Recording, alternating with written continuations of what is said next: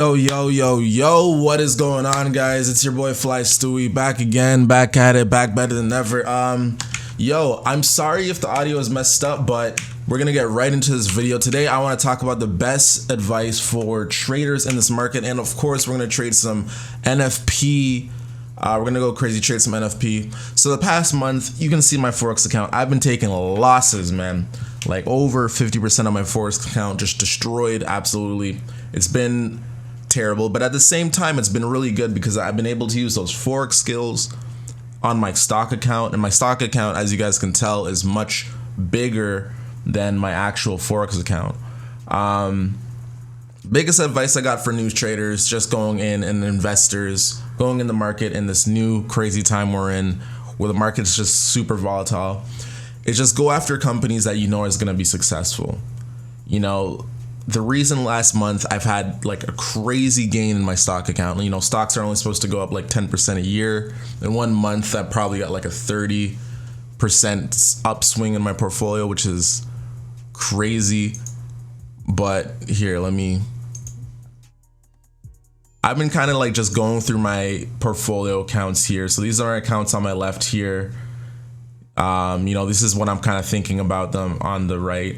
But when it comes to companies that I like to buy, companies that I know is going to do good for the long hold, I think that's always the way to go. So, you know, I've been buying Facebook, Apple, Google even, because I know these companies are going to last for a long time.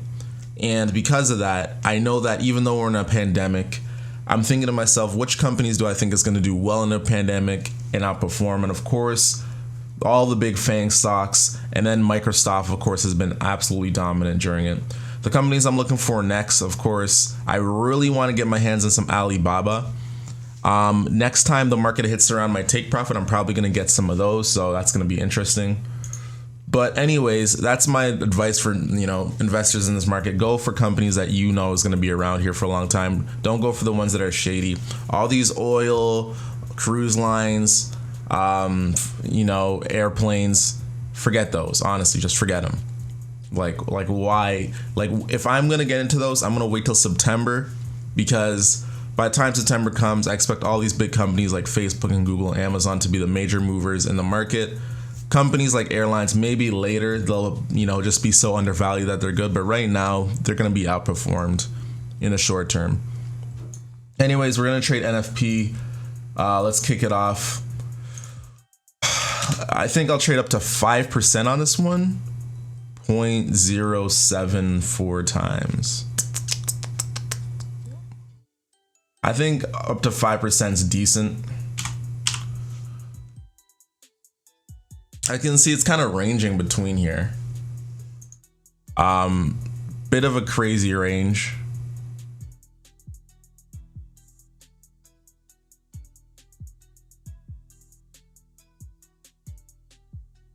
Realistically, I think the trade for this is like after the actual news. When you think about what's going to happen, NFP, if you didn't know, let's read it, is the change in the number of employed people during the previous month, excluding the farm industry. So previous month happened April. Look at how bad this number they're guessing. It's normally like 181, 162. This is 22,000. Unemployed people. But however, people already know this number. They already know it's going to be in the market. If this number is even like a bit better than expected, so instead of negative 22,000 people employed, it's negative 20,000, then you know what's going to happen. And I think this number doesn't include self-employed, I believe. But you know what's going to happen?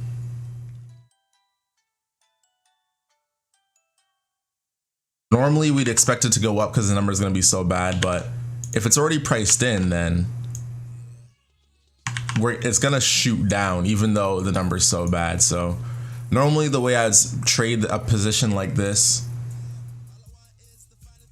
we go to my YouTube. The way I trade a position like this is, you know, buy around here, sell around here, but right now there's a lot of indecision in the market. Whenever it's in the middle like this, you know there's a lot of indecision coming. So that means it hasn't really even picked a direction that it wants to go. So probably trading it in like the minutes after is one of the better ideas you can have. And let's look at the zones around this. Wow, if this thing breaks the zone, it's like scot-free.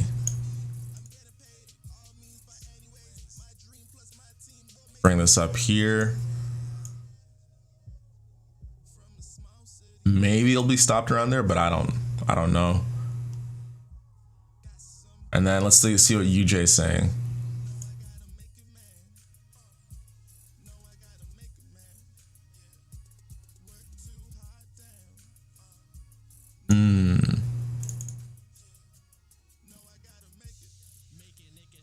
So if UJ's looking very, I mean, we can say that UJ's kind of looking like buys, to be honest. UJ's buys, that means gold is sells.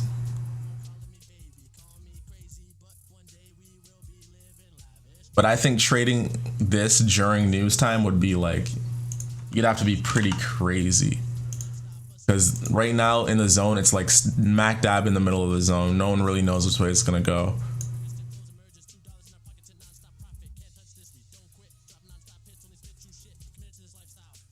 Anyways, we got 3 minutes till news time. Interestingly enough, the market has been doing its thing lately. This is an interesting trade. I honestly think I could have got this trade here for 51 pips, but I want to see how the market, this is the S&P 500 I'm looking at. I want to see how it interacts. Had a great week trading the S&P 500, just trading ranges. And the thing that's really helping me is my journaling. My journaling has gotten way better. So every day I'll come in and journal.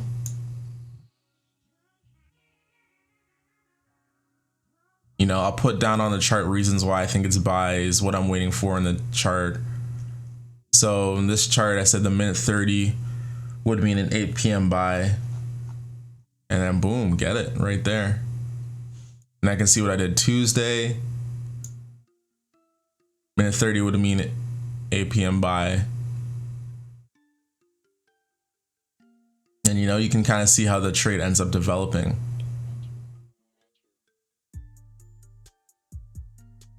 Anyways, we got 3 minutes till trade time.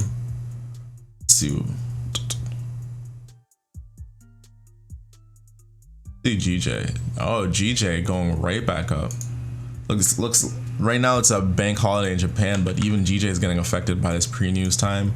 And then right now Trump spoke at 8, so you know that's gonna affect news a little bit. Look at this craziness in the market right now.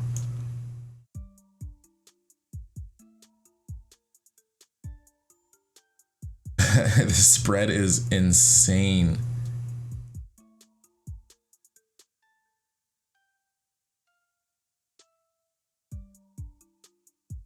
Are they not allowing buy stops, sell stops on this pair?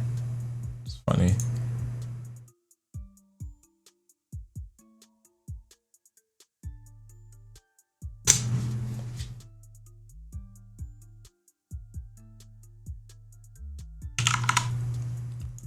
All right, so we have the trade coming up. 1 minute away.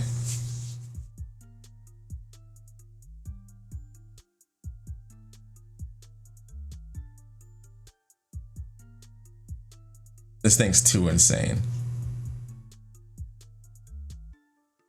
I mean, just based on thinking that this thing's gonna be buys, I would say buys and holding gold for dear life. But I think the minute after, you'll see all of the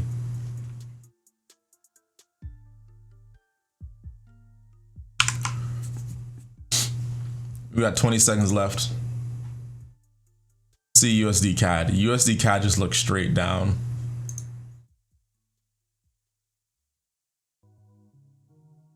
UJ's preparing to go, looks like up. So let's just see. I'm also watch this one. Not even gonna take a trade.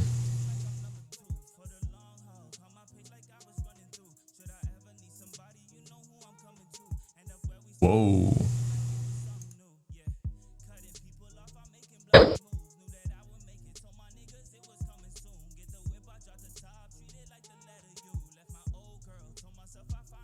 And of course, I know this is only a 0.01, but hey.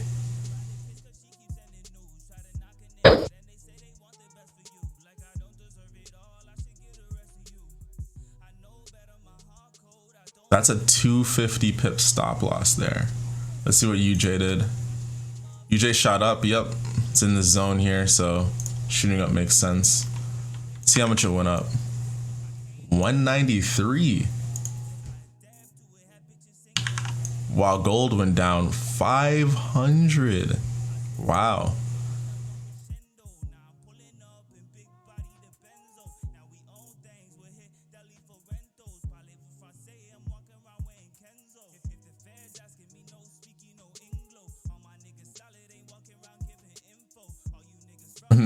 This is one of those pairs you start to watch on the 1 minute. And then when we look at what actually happened in the news,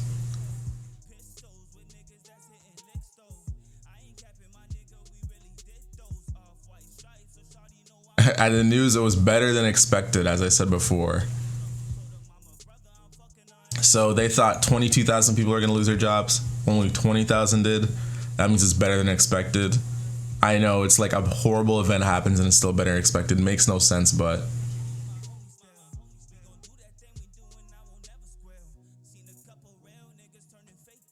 as you can see, it kind of respected this line here. Right now we're on the minute one.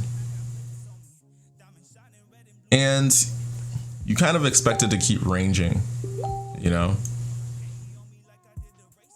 Could probably just move this up here, and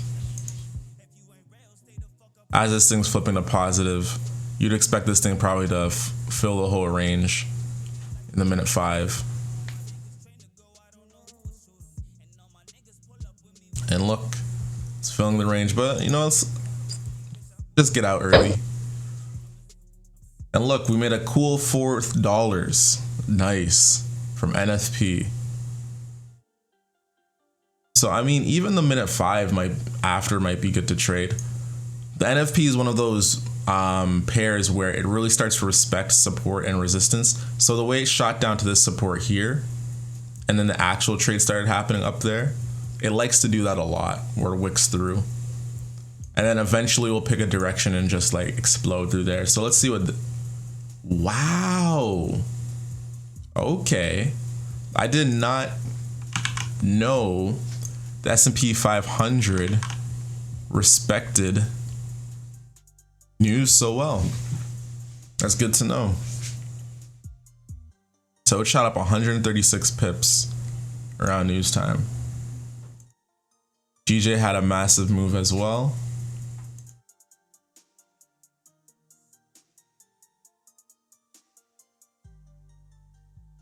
But yeah, this trade here hurt my soul. Literally, I had the sloppiest stop loss. So for some reason, instead of putting my stop loss like up here and putting my position like right here, I had this miniature stop loss and got killed on this. This is literally 1 pip. 1 pip hit me out of this position. Can you believe it? I lost this trade on 1 pip.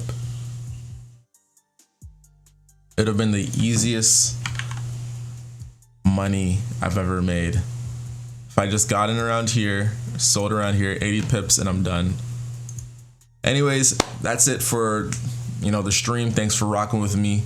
Next time, hopefully I'll talk more about stocks, because I've really been focused on my stocks, but I want to really eventually start talking about how my Forex trading has changed. Anyways, we out. Easy. I love you.